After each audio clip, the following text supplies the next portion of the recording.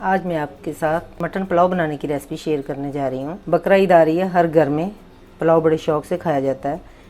तो पुलाव बनाने के लिए मैंने ये 1 किलो मटन लिया है। आप बीफ भी ले सकती हैं, बीफ मटन पुलाव भी बना सकती हैं, लेकिन ये मैंने मटन लिया है। मटन इस तरह हड्डी वाला होना चाहिए, इससे यखनी बहुत अच्छी निकलती है, क्योंकि जितनी यखनी निकलेगी, जितनी यखनी अच्छी बनेगी, पुलाव उतना ही टेस्टी बनता है। तो ये मैंने चूल्हे के ऊपर पानी रखा हुआ है, पानी मेरा गर्म हो चुका है। अब मैं इसके अंदर ये मटन डालूँगी। पानी को आपने पहले ही चूल्हे पे चढ़ा देना है ताकि वो थोड़ा थोड़ा गर्म हो जाए। पानी इतना डालना है कि गोश्त जो है वो अच्छी तरह डिप हो जाए।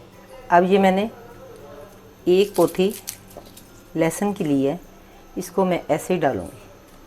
और ये 1 बड़ा प्याज लेके इसको मैंने अंदर से कट कर दिया। इसको भी ऐसे मोटा ही डालना है, 2 पीस कर लेना 1 प्याज के। अब मैं आपको बताती हूँ कि गोश्त के अंदर कौन से मसाले जाएंगे। ये मैंने खड़े मसाले लिए हैं, 1 बड़ा चम्मच सौंफ, 1 बादियान का फूल, 1 बड़ा चम्मच ज़ीरा साबुत काला ज़ीरा और 20-25 काली मिर्चें, 6-8 अदद लौंग, 4 बड़ी इलायचियाँ और 1 बड़ा चम्मच साबुत धनिया और ये 2 स्टिक दालचीनी की। ये भी सारे गोश्त के अंदर चले जाएंगे।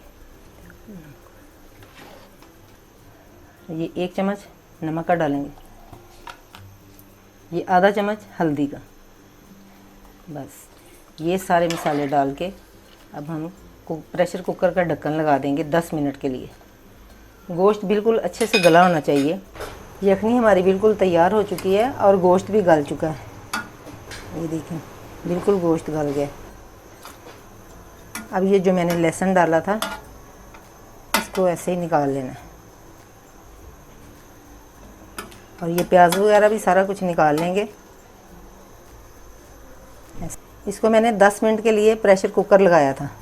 और अगर आपको ये यखनी भी चावलों के अंदर डाल देनी है, अगर आपको पानी कम लगे तो चावलों में और पानी डाल लेंगे। ये मैंने 1 देचका लिया, इसके अंदर मैंने 3 बड़े साइज़ के प्याज लेके इस तरह कट करके डाल दिए और चूल्हा ऑन किया। जैसे ये प्याज का पानी थोड़ा खुश्क हो जाएगा तो फिर मैं इसके अंदर घी डालूँगी। प्याज का पानी खुश्क हो चुका है। अब मैं 1 प्याली इसके अंदर घी की डाल रही हूँ।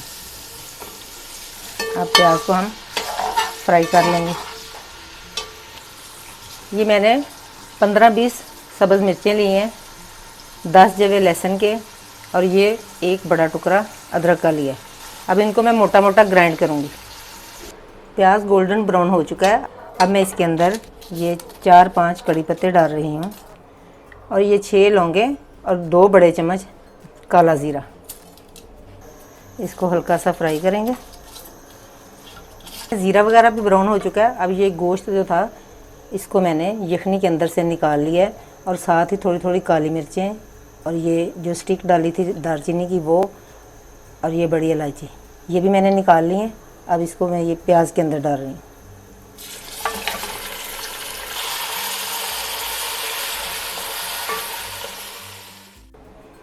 ये जो मैंने लहसुन और प्याज यखनी के अंदर डाला था वो सारा लहसुन निकाल लिया और उसका पेस्ट बना लिया। ये भी गोश्त के अंदर जाएगा।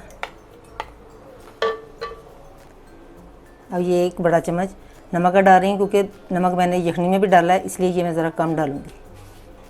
1 चम्मच भर के पिसा हुआ ज़ीरा, 1 चम्मच सुरख मिर्च पाउडर और ये 2 बड़े टमाटर लेके मैंने इनको इस तरह 4 पीस कर लिए, ऐसे डालने हैं। और ये जो मैंने सब्ज़ मिर्चें, अदरक और लहसुन मोटा मोटा कूटा है, ग्राइंड किया है, ये भी डाल रही हूँ। ये सब चीज़ें साथ ही डाल के अब हम गोश्त को फ्राई करेंगे।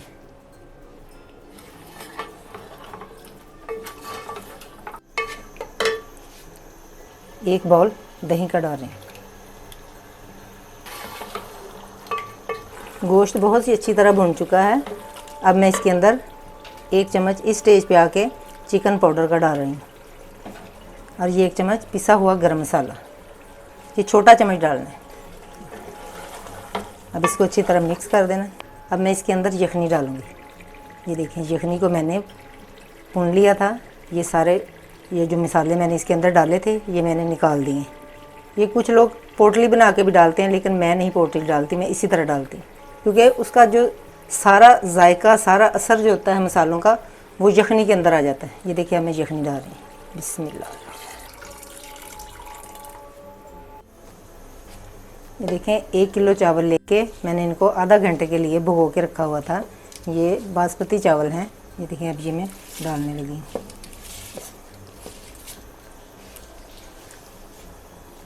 और ये सब्ज़ मिर्चें लेके इनको मैंने 2-2 कट लगा के रखे हैं, ये भी ऐसे डाल देनी है।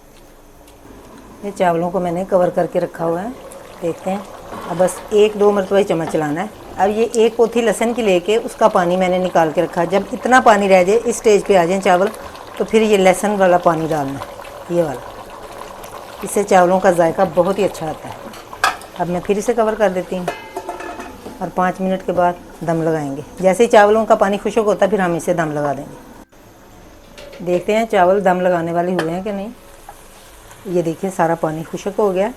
अब ये घी ऊपर आना शुरू हो गया। अब हम इसे, मैं फ्लेम को हल्का करने लगी हूँ और अब मैं ऐसे इसे कवर करके रख दूँगी, क्योंकि ये जो ढक्कन है, मैं इसके ऊपर कोई कपड़ा वगैरह नहीं दूँगी, ना ही नीचे तवा रखूँगी। ये देश का बहुत ही अच्छा है, इसमें ऐसे ही चावलों को दम आ जाएगा। देखते हैं चावलों को दम आ चुका है कि नहीं।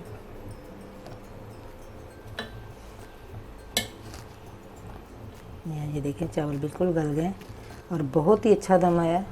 ये घी इतना ज़्यादा डालना चाहिए, पुलाव में हमेशा घी थोड़ा ज़्यादा रखना चाहिए। अब मैंने डिश आउट करती हूँ। आप भी इसी तरह मेरे तरीके से बनाकर देखें, बहुत ही लाजवाब चावल बने हैं।